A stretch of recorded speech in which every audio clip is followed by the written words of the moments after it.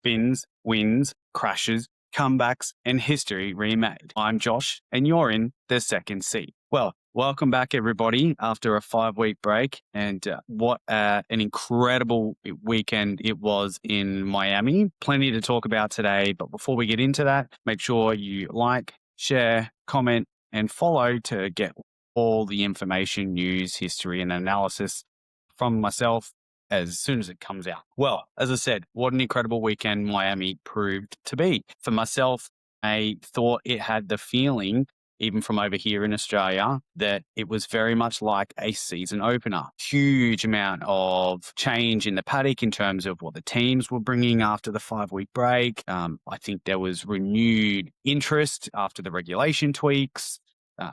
And just an incredible sense, an incredible vibe that you could feel, not just from the broadcast, but from all the content creators that were engaging almost non-stop over that entire period. And I think from an Australian or an Oceania perspective, time difference really helped channel that vibe, because every time you opened up social media, whether that was Instagram or YouTube or even something like LinkedIn that I noticed, it was just Miami was a vibe. So well done to the organizers over there. Fantastic race weekend. Both the sprint and the Grand Prix had plenty to talk about. So let's dive into it. And I mentioned the upgrades. Plenty of teams came with them. Interestingly, a number of teams didn't.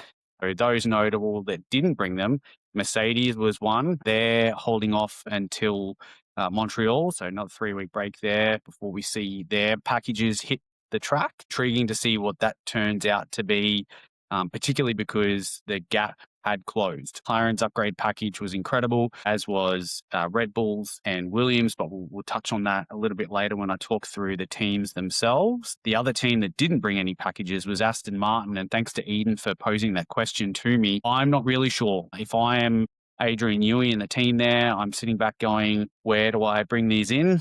Listening to some other news, it looks as though they're going to be aiming for the packages to be introduced in such a way that come race 14, which I can't remember what it is off the top of my head. I apologize. But race 14 this year, so in 10 races time, their aim is to have themselves reaching qualifying 2.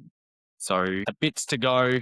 There was some improvement, although we did see Aston Martin, Fernando Alonso in particular, qualify last for the sprint with a time that was actually slower than the slowest qualifying time for an F2 car, who also raced this weekend in Miami. So a lot of development to go in that space. We'll see what happens. I think they're focused on, Aston Martin that is, are focused on getting Jonathan Wheatley into the chair as the team principal sooner rather than later. He's had a bit of a time away now, particularly with that 5-week break from Audi. See what happens in that space over the coming 3 weeks. He may be there come Montreal. I suspect it probably won't be until post the summer break, so post Silverstone, unless they're aiming for Silverstone itself for him to be there for that weekend. So yeah, really interesting who did and didn't bring upgrades. I'm intrigued to see, particularly for Mercedes, what their package brings next week. Between the sprint race and the Grand Prix, in particular the latter of those two, the average race pace was only there was less than 200ths of a second difference between Mercedes and their next competitor, which was McLaren. So you can see the huge difference that McLaren's package brought, whilst they have a historical positive relationship with Miami, and that showed with Lando winning the sprint and Oscar finishing on the podium both times for the sprint and for the Grand Prix, obviously Lando winning the sprint and then coming second in the Grand Prix itself. So McLaren had an incredible weekend, really took the fight to Mercedes far more than I think Ferrari were expecting, and we'll get to Ferrari a bit later on. But yeah, so interesting. Can't wait to see what happens.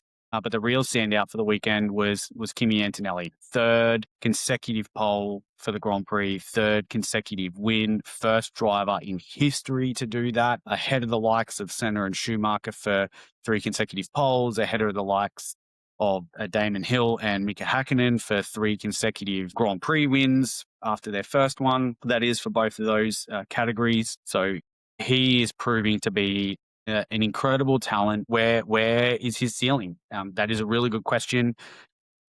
I'm keen to hear the thoughts from you guys about what you see in Kimi. Really interesting development pathway. And if you haven't seen the documentary that talks about his journey into F1, into the seat to replace Lewis Hamilton, well and truly worth it. It's only 45 odd minutes, but it's a fantastic little documentary. So have a look at that. It's called The Seat.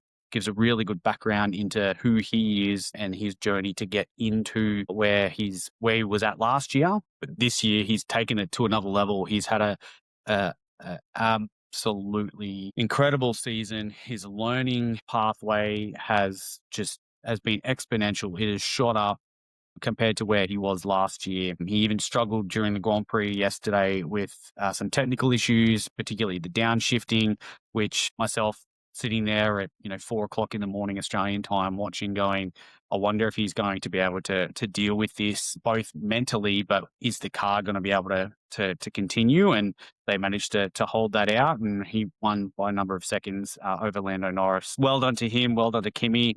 I'm really intrigued to see where this kid can go. At the moment, I still think experience is going to play into it, but I'm happy to be proven wrong come the end of the year. And if he wins again in Montreal or podiums again in Montreal, I think we're going to see the youngest ever World Driver Championship. But, come this time last year, we were well and truly talking about Oscar Piastri and his championship credentials. We all know what happened in that space. Is Kimi going to do the same thing? I'm not sure. So what's interesting is, where does this leave George Russell? Pre-season and even in testing, the discussions were all about George. George was going to be the favourite for the Drivers' Championship this year. Come Melbourne, takes it, both pole and the win, probably seals that early idea that he was going to be the Drivers' Champion this year. And then 3 races later, here we are. He only managed P4 during the race because of penalties. We'll touch on those a bit later for Leclerc and Verstappen, but it's an interesting time for George. On the surface, everything still seems to be happy between the two drivers. If I'm Toto Wolff, I am definitely feeling a bit of pressure in terms of managing the two. If I'm George Russell, I am starting to feel as though that things are akin to Oscar Piastri and Lando Norris from an external observation point of view last year. Toto brought Kimi in, Toto protege, in terms of he has taken him from F4 all the way into F1. He was handpicked by Toto, similar to Zach Brown and Lando Norris, right? Similar sort of relationship. So I can definitely see parallels in that instance. Is it the same? I'm not sure. We don't necessarily have papaya rules. Are we going to see some silver arrow rules in this instance? Who knows? But if I'm George, I am probably starting to feel the Miami heat, so to speak, and looking at, what do I need to do to get the best out of myself across the rest of the season. Traditionally, Miami hasn't been great for George. P4, I think, equals his best finishing position at that track. It's not a happy hunting ground for him. To finish in that instance, I think, is a positive thing.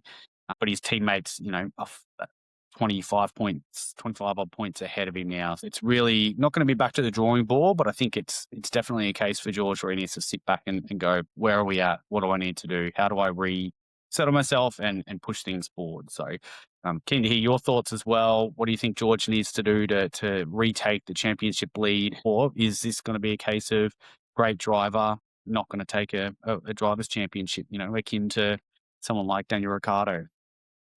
Has the young fat Max Verstappen come in and obliterates his teammates? Max and Kimi, obviously very different personalities, but the parallels are there. So speaking of Red Bull, we'll jump into some teams now. They had a really good package this weekend. You can see that whilst there are still some improvements to be made, and Max commented on that post the Grand Prix itself, but throughout the weekend, highlighting some frustrations again with the rear end and some braking issues. But largely, Red Bull seemed to be well and truly back on the right track. Max had an absolutely incredible drive, pitted early, lap 7, onto hards, did the rest of the race. And, if not for a couple of strategy things or even things like weather, we well and truly could have been talking about it being a Max Verstappen masterclass comeback drive, as we've seen him do so many times before. So well done to Max and the Red Bull team. Unfortunate for Isaac Hadjar, who made a mistake coming in through the back chicane, clipping that wall. with his left front tyre and into the wall itself on the other side. He pushed him out of the Grand Prix, and he had a bit of a rough weekend in total. We'll see. He's starting to feel the pressure, I think, a little bit of that second seat, pardon the pun, in Red Bull, but he's still an incredible talent. I think he's definitely second on the list out of the rookies from last season. Obviously, Kimi's got an incredible run this season and showing his worth. We'll see. I think Isaac's got a long way to go this year. He still has a heap of development to go, but he's proving that he can, or has shown earlier in the year at least, that he can keep it with Max, and if not beat him at certain times. With this upgrade package that's come in now, is it more akin to Max's driving style as opposed to Liam's? Sorry, not Liam, Isaac. Who knows? Unfortunately for Max, post-race a penalty. Thankfully for him, it was only 5 seconds, and it meant that he got to stay in P5. Not so lucky for Charles Leclerc, the Ferrari driver, not having a great finish to the race, dropping from P3, and then with a 20-second penalty due to a number of track limit breaches, leaving the track to gain an advantage, which I'll talk about in a second. But 20-second penalty for all of those, along with a bit of a bump with George Russell in that space too. So really unlucky for for Charles, who was also frustrated with some of the strategy, classic Ferrari, being told to box without any consultation and no confirmatory discussion either to say why he was boxing so early and all the rest of it. Which, if you were watching the broadcast, he certainly voiced that annoyance, as you would as a driver, not having an understanding of why you're boxing, particularly when you're looking the way things are looking for you in that instance. And he was in a really good position too. So ended up with that spin, chasing Oscar Piastri on the final lap, hit the wall. He was nursing that car back across the line.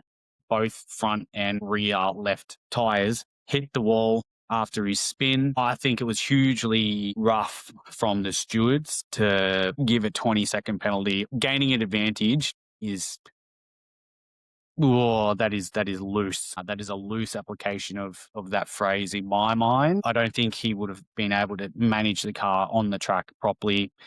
Does that mean he should have stopped and it would have been a yellow flag or a virtual safety car to finish the race? Potentially.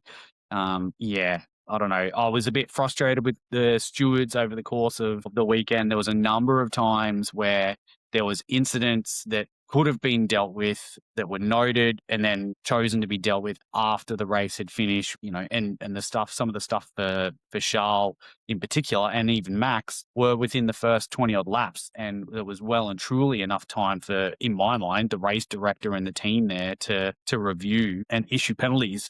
The frustration being that the stewards not making a decision in those instances means the teams are restricted and the drivers are restricted from trying to regain those losses. Sometimes it needs to be dealt with after the race. And in the instance of the Liam Lawson and Pierre Gasly crash, 100%, both cars ended up being out of the race. So leave that one and focus on the race itself. But for the guys that are still racing, I think that was a bit, how do you do, so to speak. So hopefully, and the FIA has a chat with whoever the race direction team and stewards are for Montreal, and we can sort that and highlight that, the decisions need to be made in the moment or during the race to allow teams to be penalised and then react to that. A good analogy for it is in relation to football, whether that's the round ball version or, Australian, rugby league, rugby union, etc. If it'd be like leaving a head-high tackle to be dealt with after a game rather than copping a penalty in the moment and potentially, depending on the severity of it, a sin bin or whatnot. So you wouldn't expect it in that instance for a team to be penalised or not be penalised, still maintain their advantage, even though they'd broken the rules, but not penalised until after the game had finished and they'd potentially won. So, yeah, I think that's enough about that. Fingers crossed, Montreal has a bit of a better run, leading back onto the Lawson and our Gasly situation. Unlucky for Pierre.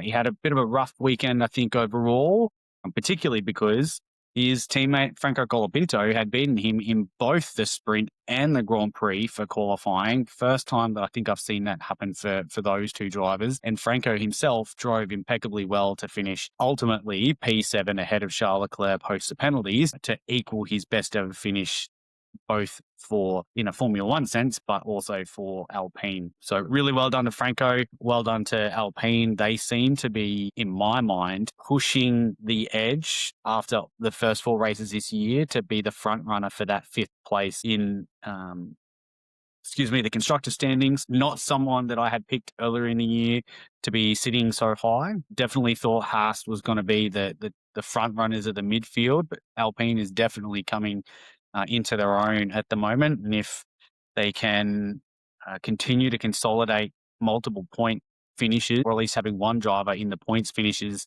each race, they're going to go a long way to take that 5th place, which is fantastic for them, particularly given all the talk about that 23% stake and who's going to be taking that. So, for them to be performing well on track is a really good distraction away from ownership challenges and all that sort of stuff. Speaking of points, Williams, what a weekend for them. Really, really pleased to see Carlos and Alex finish P9 and P10 respectively.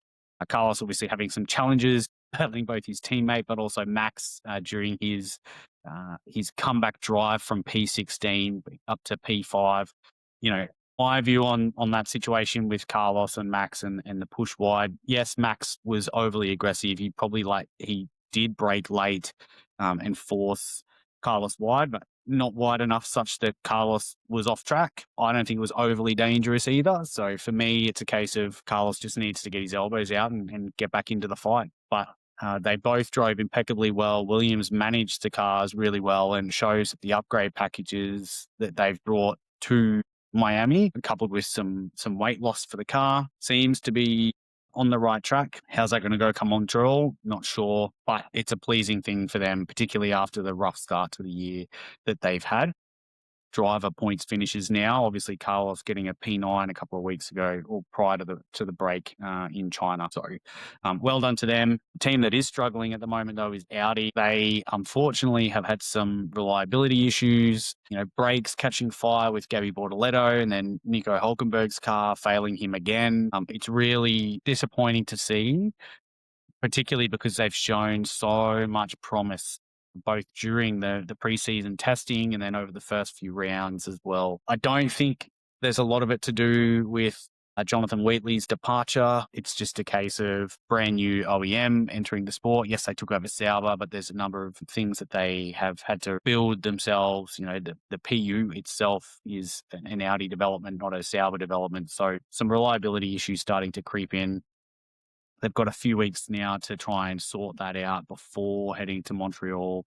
Audi didn't bring a lot of upgrades, if any at all, to Miami. So hopefully they can bring some things that make them a bit more competitive, because there's been a number of times where they've been just outside of the top 10, both in terms of points finishes, but also from a qualifying perspective. They're definitely pushing the envelope in that space, and with some improved reliability, particularly in the starts, but also race duration, they will challenge, I think, Alpine for that P5, potentially P6 spot in the constructors side of things. So finally, McLaren, I mentioned them before. Andrea Stella, leading into Miami, had said, we will be bringing effectively a brand new MCL 40 to Miami, and it seems like that was the case. I said earlier that it was less than 200ths of a second, so 0.016 seconds to be precise, was the difference in average race pace between Mercedes and McLaren across the Grand Prix. That is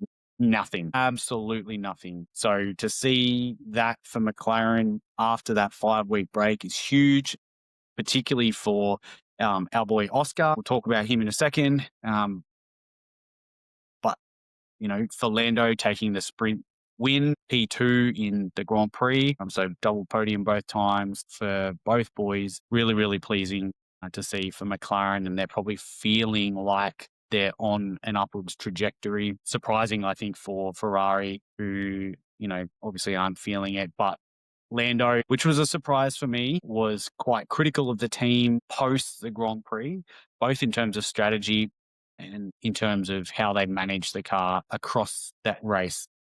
largely because of strategy. The reason I say it's surprising for me is because my observations of Lando up until that point in time had been that he was slightly disinterested. Even after the win of the sprint, he didn't seem like he was overly pleased. He didn't have that, normally boisterous and happy-go-lucky feeling about him, vibe about him. He's, for mine at least, come across really disinterested this year in terms of the driving. And yes, he highlighted again that, he's not sure about the tweaks to the regulations, but that one instance post-race where he got into the team about how the race was conducted from their side, complimentary and thankful from a development perspective, but the way the race was conducted itself, he was displeased with. So surprising. Will we see a more forthright Lando moving forward?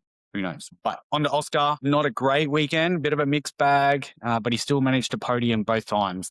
I think fantastic for him in terms of, not podium both times. He was P4 in the sprint and then P3 in the Grand Prix. So really good weekend in terms of points for him. Interesting in terms of how he's driven. He was struggling with the car, seemed to really come to terms with it post his pit stop from mediums to hards, and then had an incredible drive after that, just chopping through the field, and then a nice little battle there with Charles Leclerc for the final podium spot.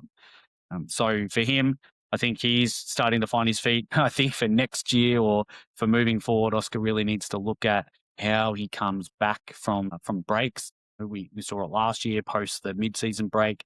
And granted, there was a lot of conjecture and some stresses and frustrations with papaya rules, but this impromptu break, now he's come back. Miami's a track that they generally do well at, and I think if it wasn't for Oscar's past performance there, it could have been a very different weekend. So onwards and upwards for Oscar. Great for him in terms of the points. Interesting in that it was the first time that he's been beaten by Lando this year from a qualifying perspective. And if you caught that, Lando losing 3 consecutive qualifying sessions was the first time that had happened since his rookie season. So, Oscar started the season really well, break, some challenges. So onwards and upwards for Oscar. I think moving into Montreal, it'll be another good battle between the two papaya boys. I think after last year, he's learnt a lot. He seems a lot more chill, and he's definitely ready to take the fight to Kimi and the Mercedes and team. Reference our other Oceania lad, Liam. Rough weekend for him as well. The crash with Pierre is probably front of mind for a lot of people, but the other piece that was there is the failure by the stewards in sprint qualifying to pick up on the track limits, or in this instance, to look at the track limits issue of Alex Albon, who ultimately took away from Liam being able to reach SQ. It's just another instance of a failure to do something, particularly in between the breaks between qualifying 2 and qualifying 3. Could have been a bit of a delay there to go, we need to look at this because there is potential for a lap time deletion and another driver to be given the opportunity that they actually deserved. So frustrations there for Liam, frustrations there from a steward's perspective as well. He's managed to keep somewhat ahead of his teammate Arvid Lindblad, who has struggled somewhat over the last few weeks. And where I really find things interesting is that the upgrades that have occurred for the Red Bull side haven't translated across for Racing Bulls as well. They seem that gap between the sister teams seems to have increased compared to where it was prior to the 4-week break. Let's see. Fingers crossed. But, we've still got an Aussie and a New Zealander in the F1 Drivers' Championship top 10, which if you haven't seen or aren't tracking, this is the first time, well, as of Japan, it was the first time that had occurred since the late 60s. So really cool to see. Hasn't been since the likes of Jack Babham and Bruce McLaren that this has occurred. Awesome time for us from a regional perspective. Both the boys, though, have a bit of work to do leading into Montreal. Speaking of Oceania lads, shout out to Carl Reindler, who had a bit of a busy weekend, given a few mishaps, particularly in the Grand Prix, and then having to muck around and do some driving in the Medicar. So great to see him having some fun in the track, or on the track rather, and doing a fantastic job in that space. So well done to Carl and the team in that space. So Okay, I've mentioned it a couple of times already. We have a 3-week break now before Montreal. It will also be a sprint weekend, so a heap of racing to come. Will it be similar to Miami in terms of having that season opener vibe? Heaps of fun activations, heaps of celebrities and people just enjoying the vibe of being back around racing after a bit of a break. I don't know. I don't get the sense that it will, just because particularly for Montreal, it's a bit out of the way from a Canadian perspective on the far eastern coast. But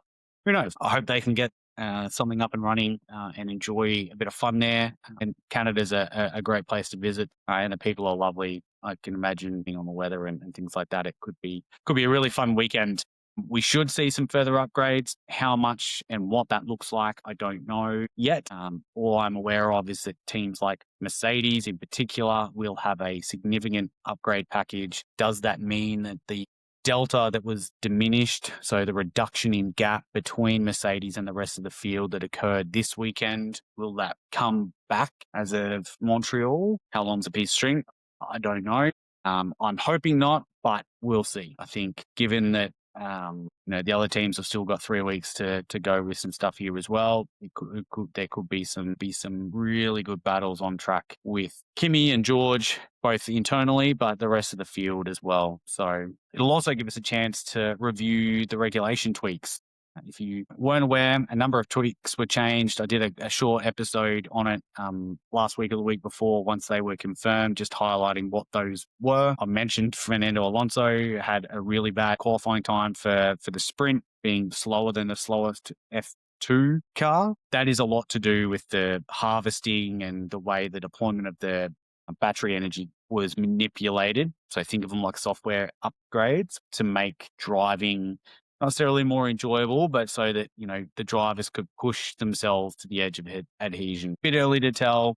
Lando himself said he wasn't really sure yet on whether or not the upgrades or the tweaks rather to regulations were beneficial. Max is definitely not sold. He's already highlighted that as well, but he's feeling a lot better and a lot more confident about the Red Bull car itself. So let's get to Montreal, have another look. I certainly felt like the weekend from a racing perspective was better. There's still some artificiality in terms of the overtaking into, the yo-yo effect that we've discussed before, or the Mario Kart effect, to a lesser extent. So it's still there, just not as exaggerated anymore, which is positive to see in my mind. It's giving things back to the drivers. So yeah, but 3 weeks. If you've got questions, let's send them in. I'm keen to hear your thoughts on the teams and how you viewed them over the course of the weekend, what you're disappointed in, any observations that you made. Feel free to send them in, or, whether that's via email or via Instagram, or leave them in as a comment to the episode in and of itself. But until next time, like, share, leave a comment. We're almost at 300 followers on Instagram. Make sure you follow along, and you'll get all the latest updates there, but also here on Spotify or YouTube if you subscribe in that space as well. But like I said, until next time, thanks for joining me in the second seat. Cheers.